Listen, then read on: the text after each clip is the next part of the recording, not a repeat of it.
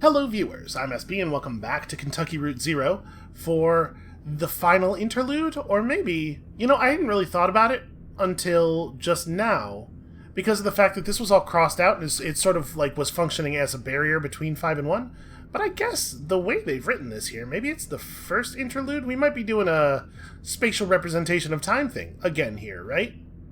I mean, they chose to make this a circle for a reason, one assumes. And maybe I should not theorize until we have all the text. Remember that idea? Let's just go ahead and click in here. The death of the hired man. At least this time, if they end up throwing me into a one-man play, I'm kind of somewhat prepared for it. Kind of. This whole series has been a real weird thing.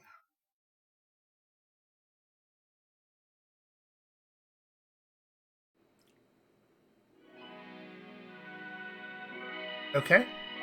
I don't know what I was expecting, but it's not this. Can I,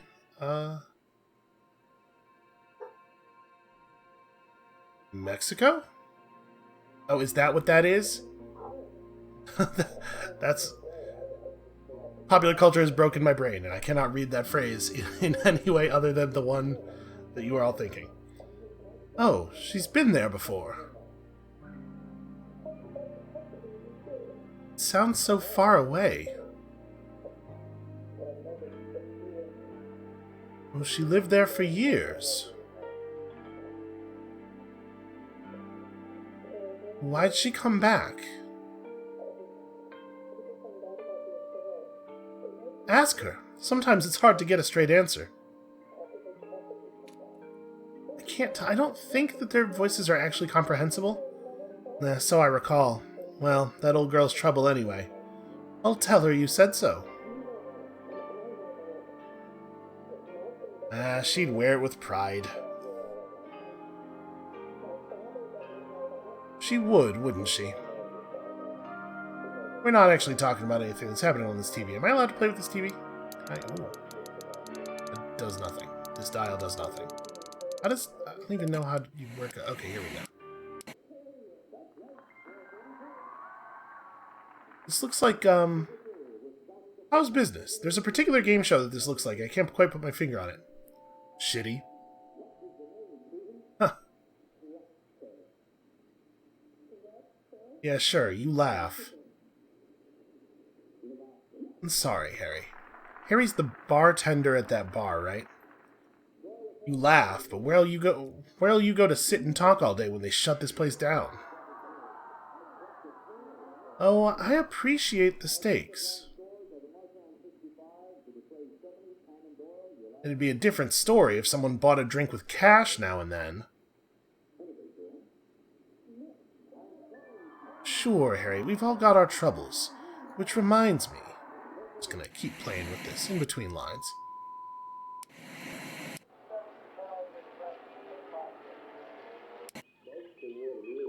Looks like if I play with the TV, it delays the conversation? That's interesting. Huh. Yeah, I'll pour him. No, it's not that.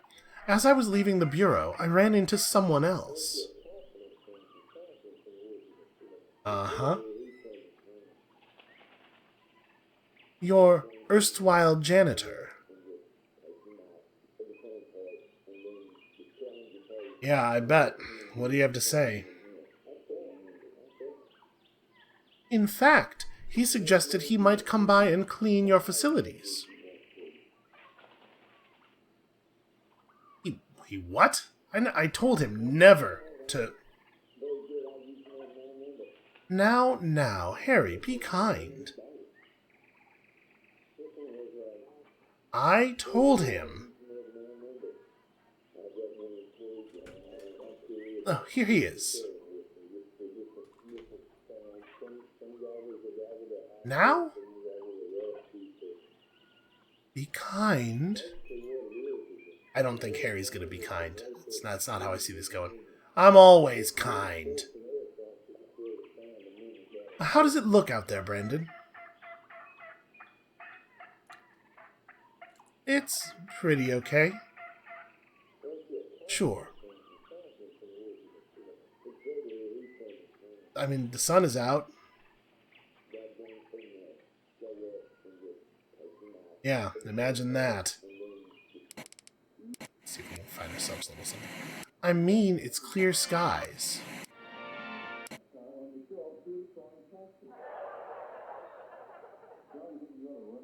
Sitcoms from the 80s, I'm guessing by the wall decor. Clear skies today.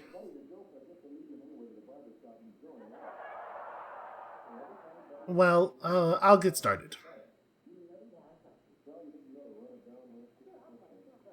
Listen, kid. Just go on back, my young friend. We'll check in on you shortly.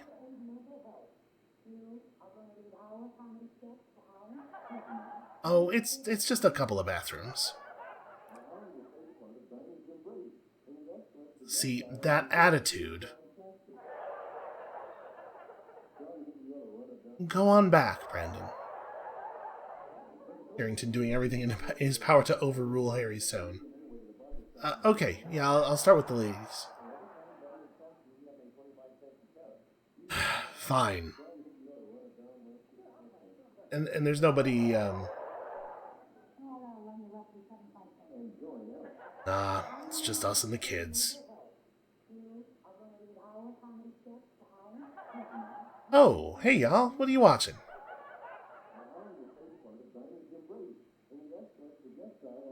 I don't know what this is. I wonder if he has different responses here based on what you have on the TV. Oh yeah, I do that too. Whenever I turn on the TV, I always try to find something I've never seen before. Must be tough with 13 stations. Well...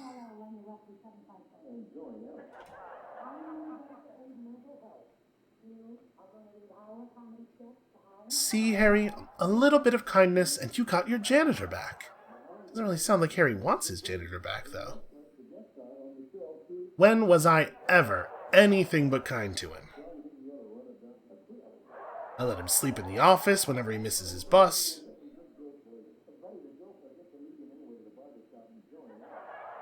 But he's not dependable.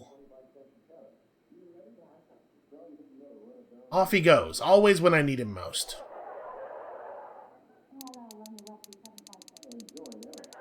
Style really doesn't do anything at all, huh? He thinks he ought to earn a little pay.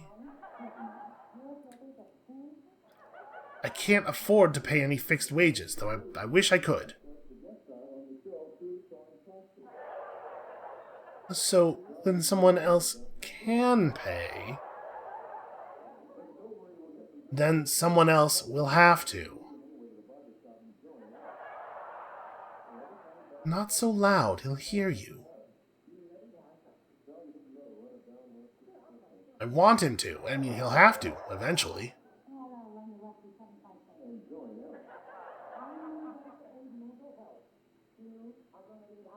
Harry, I believe you were about to pour us a couple drinks. Anything else here? I'm gonna put it back on the turkeys. Where's the turkeys? There we go. This damn bar is like a muddy black little pond where everyone who stops to drink falls in and drowns. Now, Harry, who would drink from a muddy black pond? Harrington, mostly upset that Harry's mangling his metaphor. There's always someone thirsty enough. And what are you in this colorful metaphor? Just another set of bones at the bottom. I'll drink to that.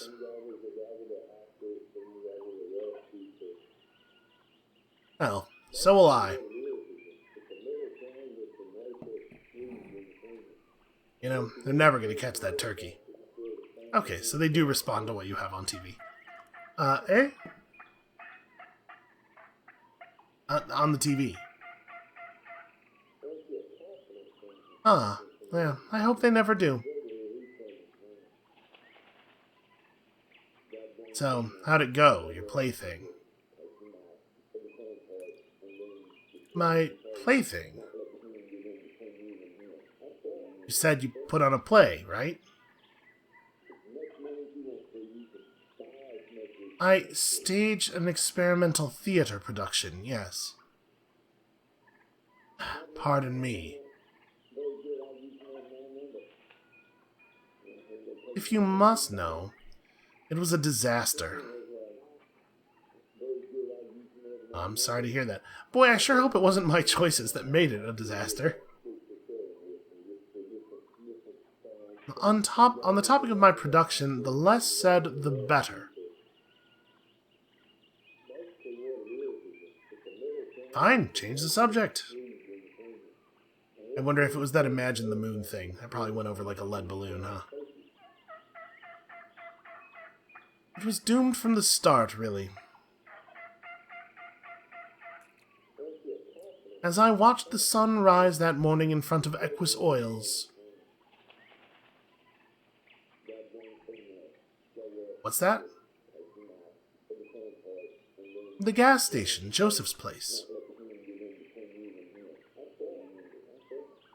Oh, how is old Joe? So this does put this squarely at the end of the timeline, then. Or circle-ly, at the end of the... Reflective these days.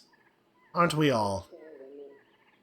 Wait, did you play at a gas station? I staged... Yes. Nobody came out, huh? Oh, I'll be damned. An uncommon venue, by design. That's unique, I'll give you that. Even if an audience had materialized, there were other gaps in the production. Okay. I mean, I bet there's nothing we could have done to make an audience show up, right? The cast and crew also absent. Damn. So, I alone stood there at sunrise with no play and no audience to miss it. And you? What's been occupying your days and nights, my friend?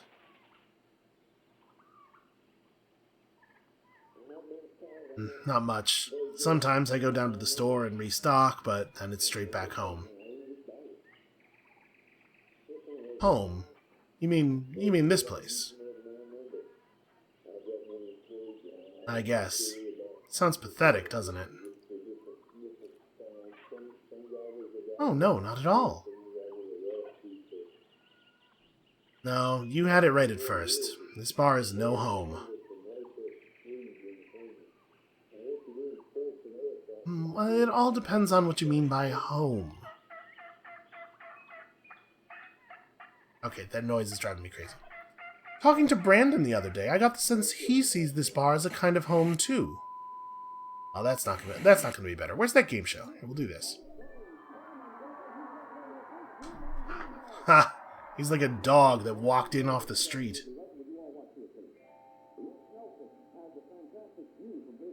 And what do you, Harry? What do you do, Harry, when a dog walks in off the street?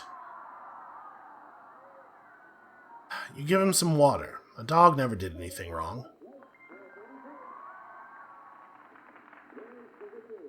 Home is the place where, when you have to go there, they have to take you in. What's that from? A poem. Yeah, I bet. It sounds like a greeting card. It's meant to sound a little cynical, I believe. What's that poem called? The Death of the Hired Man by Robert Frost. Oh, of course. Harry, embarrassed to be caught not recognizing Frost, I guess? Only the poem which served as the basis for my doomed experimental stage production. Well, I'm sure it's a great poem. The next line is, I should have called it something you somehow haven't to deserve. Huh. Does that mean anything to you? Well, is he a Christian man? Weird that Christian's not capitalized there. Frost? Yes, I think he was, with a healthy measure of doubt.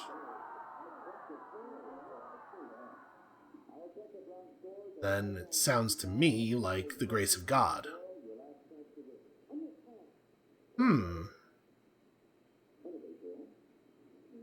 You get it when you're baptized. It's automatic. You don't have to do anything to earn it. You just try to be worthy of it.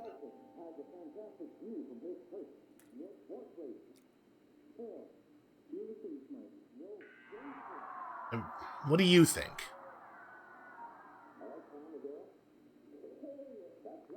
Harry, you know I only attend church for the acoustics. That is the most Carrington thing anyone has ever said. Then what's the line mean to you? Oh, I take it very literally. It's a moral claim. There is, for each of us, a place called home. The relationship is inalienable. It's our birthright. No one may keep us from this place. Says who, though? I mean, who enforces it? If God won't, then it's up to us. And I guess you think the same goes for that kid back there.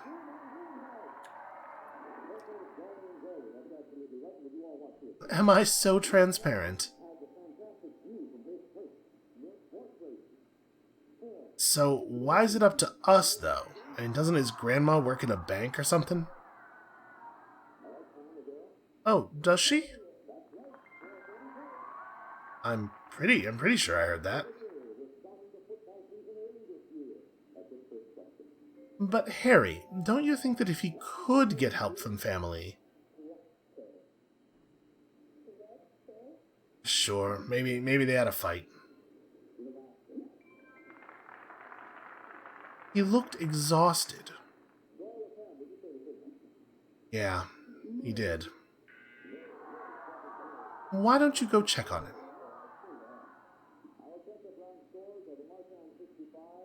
It's kind of quiet back there, huh? He's gonna find him slumped over asleep over one of the toilets. Not to scold him, Harry. Just see how he's doing. Yeah, alright. I'll let you know who wins. Spoilers, it's the turkey. Well, you've been glued to this program all day. What do you make of it? Oh, no, it's a different game. It was a different game show before. I mean, they're all kind of the same. Sorry your play was a bust. Live theater is always a risk. That's what makes it interesting. I agree.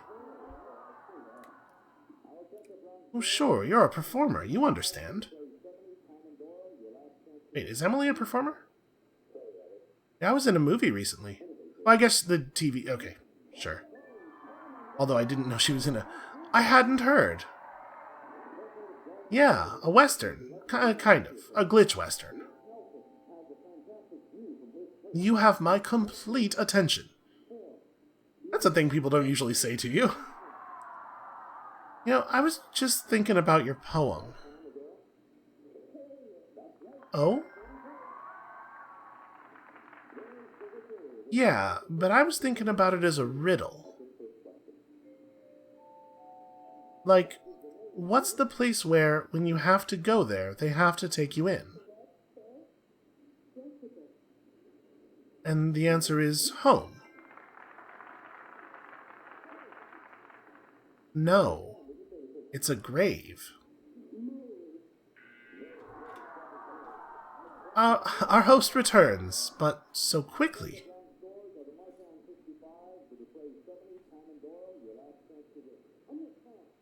Well, did you and the young man have a heart-to-heart conversation? How is he? All the pausing is making me super nervous, actually.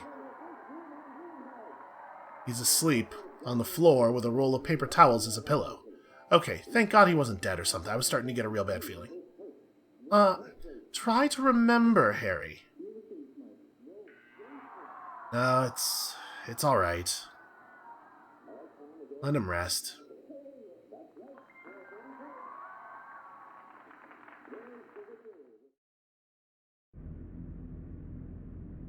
Huh. Well, I will say I'm a tiny bit disappointed that we didn't get to see the play. I'm very curious what Carrington would have staged. I guess I'm somewhat comforted by the fact that nobody else got to see it either. It's just like my natural spitefulness coming out. I guess that's it. I guess that's the full text, but it's not really... There's an interesting question there, right? About, like, in other media, in a movie, when you want to do some interpretation or analysis, when you want to try to do, like, a close reading, you can, at the very least, start from the text and have everybody have the same starting point. I was thinking about this a little bit in regards to talking about Disco Elysium, because I think like what you get out of that game is going to be very, very heavily influenced by the way you play it, right? And that's true of any game. I guess I don't need to get into this now because I don't have a whole thought here. Just like, with something like this, that is so clearly meant to be a text, as opposed to like a game of Doom or something, which is a text just by the fact that it exists, and it cannot not be, but is not about that, right? It's about shooting some demons. Yeah, like, what is it? How do you even start to talk about a thing like this where everybody's text is different? I mean, I guess there's a lot of scholarship about this. I'm not the first person to ask this question. Anyway, I'm not trying to pad the episode for length, I swear to you. I think that's going to be it for us for today. I need to think about this a little bit. This is not the last episode of this series. There's going to be at least one more. I'm going to talk. I'm going to do some thinking and do some writing, and then I'm going to come back and do some talking, and hopefully some of you will be here to do some listening. I know I'm a little bit behind. I have a couple of these like series wrap-up final thoughts videos to get through, including the one about Disco Elysium, which obviously I have been thinking about, so if you've been waiting on it, take heart. But that'll happen. I can't say when, because I don't know how long it'll take for me to get my head in order on it. But come back then for that, and next time, tomorrow, later today, for some other stuff. And we'll see you then.